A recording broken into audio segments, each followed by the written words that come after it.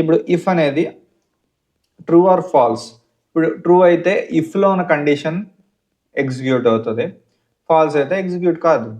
Let's check. ఇప్పుడు ఇక్కడ number ఇవ్వాలి. ఓకే, ఇక్కడ నేను క్లియర్ సెల్స్ చేస్తున్నాను, జూమింగ్ చేస్తున్నాను. ఇక్కడ ఇది ఎగ్జిక్యూట్ అయింది అండ్ నెంబర్ ఇవ్వాలి. I'm giving a number 3. Okay, ఇప్పుడు నేను ఎంటర్ నొక్కుతున్నాను. 3 ఈజ్ ఎ పాజిటివ్ నెంబర్. ఎందుకు? అది 0 కన్నా పెద్దగా ఉంది. ఇక్కడ నేను కండిషన్ ఇచ్చాను, 0 కన్నా పెద్దగా ఉంటే పాజిటివ్ నెంబర్. సిమిలర్గా -3 ఇస్తాను and it's a negative number. ఈ విధంగా కండిషన్ అనేది ఉంటుంది. ఇంకా సింపుల్గా చెప్పాలంటే అండ్ ఇక్కడ ఇఫ్ ఎల్స్ అనేది పెట్టచ్చు.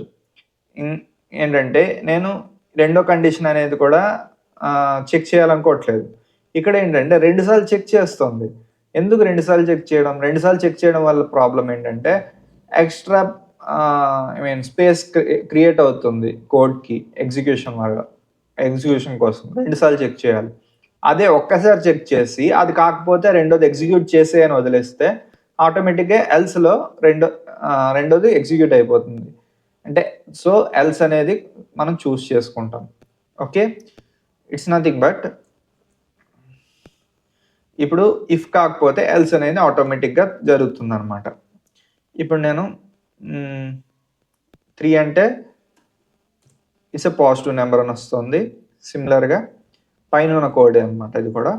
-3 అంటే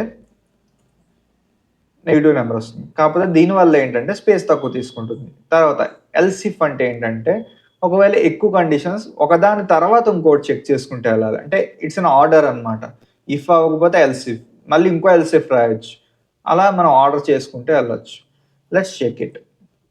ఇక్కడ నేను 0 అనేది పాజిటివ్ నెంబర్గా తీసుకోవట్లేదు, నేను లాస్ట్లో ఎల్స్లో 0 పెడుతున్నాను. సో ఫస్ట్ 0 చెక్ చేద్దాం. 0 is 0. నెక్స్ట్ అంటే ఎల్స్ వరకు వచ్చింది అనమాట. అంటే చెక్ చేసుకుంటే వెళ్ళింది.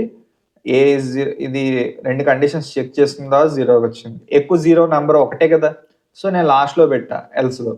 అలా కాకుండా ఇఫ్ ఏ ఈక్వల్ టు 0 పెడితే దానికి ఎక్కువ టైం తీసుకోవచ్చు.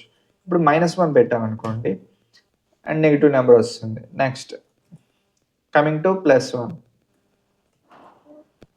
Equal to 1. ఇది అసలు కండిషనల్ ఏం లేదు, enter equal to 1.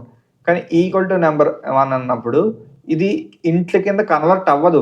So value error అనేది వచ్చింది. సో నేను 1 అనేది ఇవ్వాలి. +1 కూడా ట్రై చేద్దాం. సో +1 అని ఇచ్చిన మనకి పాజిటివ్ నెంబర్